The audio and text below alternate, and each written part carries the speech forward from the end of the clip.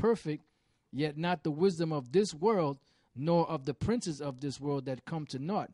But we speak the wisdom of the Most High in a mystery, even the hidden wisdom which the Most High ordained before the world unto our glory, which none of the princes of this world knew. That's going back to them wicked Pharisees and Sadducees, even among those Roman leaders.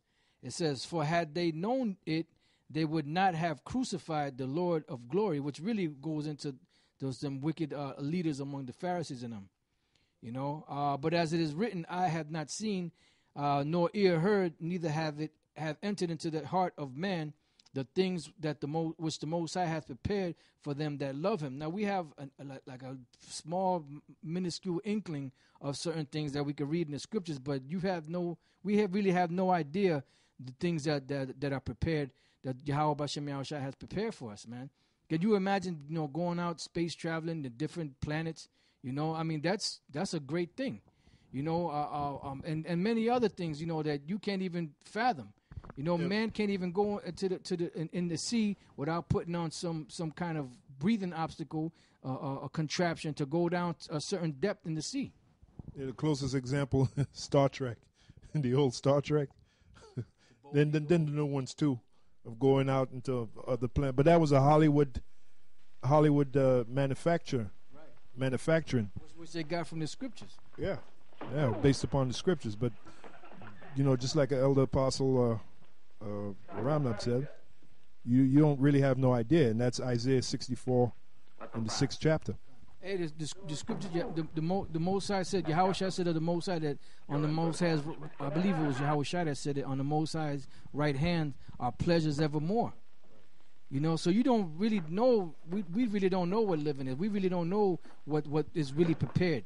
We really don't know we know through the scriptures and believe it, but we don't really understand the magnitude of the blessings and the reward that's coming to the men of Yahweh Bashem Yahushua that hold on and endure to the end. It's going to be a great reward. 2 Corinthians 12:1. It is not expedient for me, doubtless, to glory. I will come to visions and revelations of Yahweh by Hashem Yahushua. I knew a man in Yahushua about 14 years ago, talking of himself, whether in the body I cannot tell, or whether out of the body I cannot tell. The Most High knoweth. So, to give you technical scientific terms, astral body, astral projection, all right, dematerialize, rematerialize, such an one caught up to the third heaven. The third heaven is the spiritual realm. That's where you go when you die, where your spirit goes. And I knew such a man, whether in the body or out of the body, I cannot tell. The Most High knoweth. How that he was caught up into paradise. Let me click on the word paradise.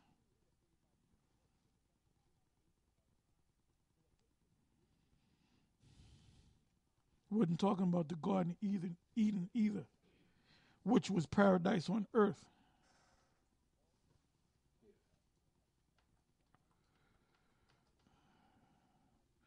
Okay, among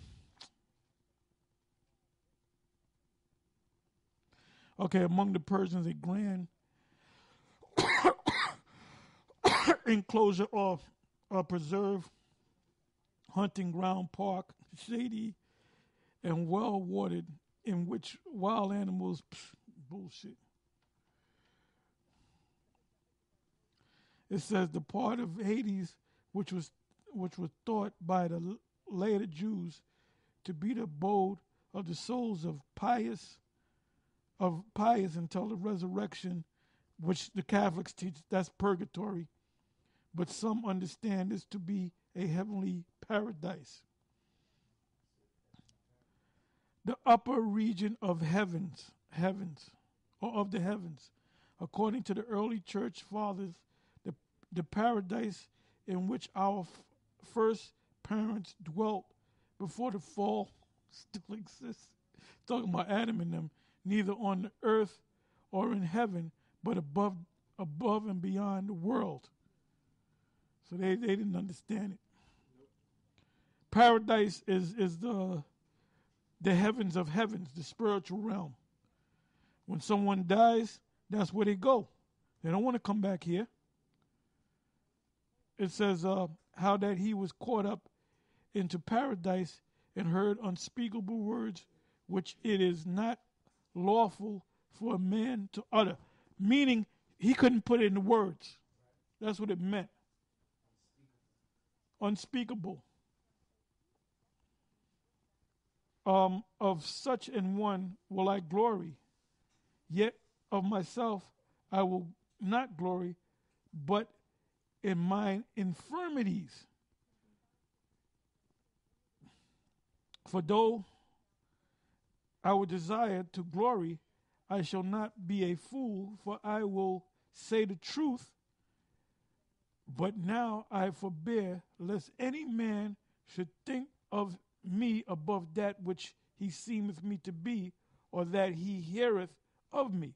Because Paul was just a man, just like we are men. When you go to Romans, the 7th chapter, Paul spoke about sin and said, it's not me that sinneth, but sin that dwelleth in me. Okay? I just want to make a comment. Alizé said that, basically he said that Yahushua is just like, any other Israelite man. And the scriptures say in the book of Isaiah that Yahushua said he will not meet the so-called white man as a man, but he'll meet him as what? He'll meet him as a God, as a power.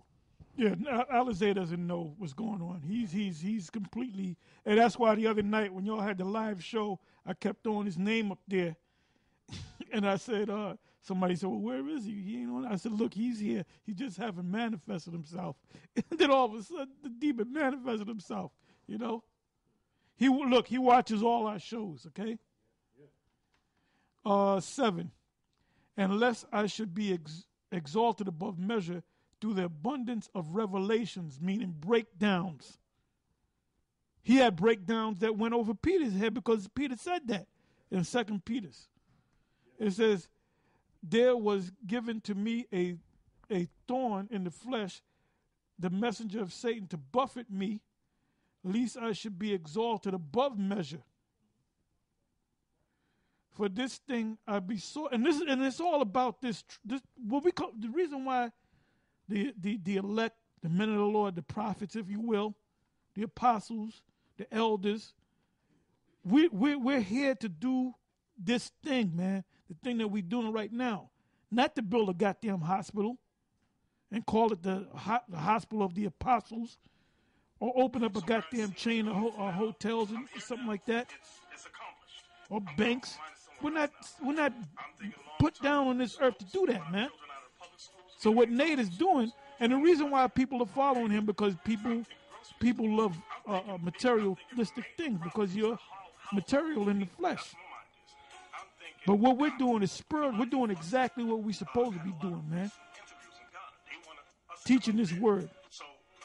And come to think of it, I haven't seen Nate did a video in a couple of weeks already. That's on Apostle Bar. All right, so this is you said you had something? No, okay. This is our 1 Corinthians chapter 4.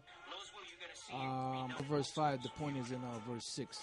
It says, therefore judge nothing before the time until the Lord come, who both will bring to light the hidden things of darkness and will make manifest the counsels of the hearts. And then shall every man have praise of the Most High. And these things before I have in a figure transferred to myself and to Apollos for your sakes, that you might learn in us not to think of men above that which is written, that no one of you be puffed up for one against another, and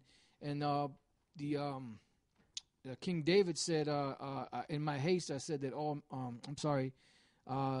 men at his best state is altogether vanity, so pretty much man is vanity, you have righteous men of the Lord that the Lord raised up and put his spirit in them to speak his words, but as far as the flesh is concerned, the flesh is corrupt. That's why this flesh has to be changed. because the Lord said that this corruptible flesh can inherit so this corruptible flesh can inherit in corruption. That's why one of the rewards for enduring to the end, when the men of the Lord are being beamed up into the chariots, the first thing that's going to happen is once you get to a certain point, this body that you're in is going to be dematerialized, and the new body is going to be put upon you, which is the incorruptible body, which is extraterrestrial body, so to speak. So this corruptible, vile body is going to be changed.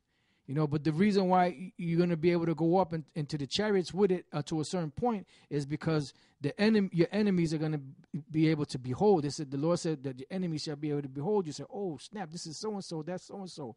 We was talking shit about them, So, and then once you get to a certain point, then this body will be dematerialized, and you'll have the new body, which is the incorruptible body. Because without it, you can't go into the kingdom with this body. That's why we have to be changed. So there's a lot of aspects to this truth.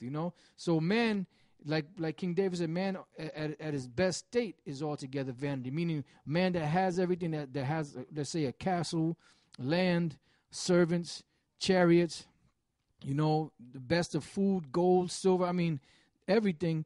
He's still vanity. Why? Because it's still in this corruptible flesh. That's why we have to be changed. So that's why Paul said that that let that you may not think above man above that which is written. You have something, Apostle Gabar? So that's part of the promises, part of the reward. So we're here teaching the word for that reward when the Lord comes back to deliver us. Yeah, this is what we're here for. If you're an apostle, if you believe that you're one of the chosen elect of the Most High, or prophet, whatever the word you want to choose to use, this is what we're doing. That's the example, all right? Not what Fopi's doing, not what all them other clowns are doing, what we doing, okay? And with that, I'm going to say shalom.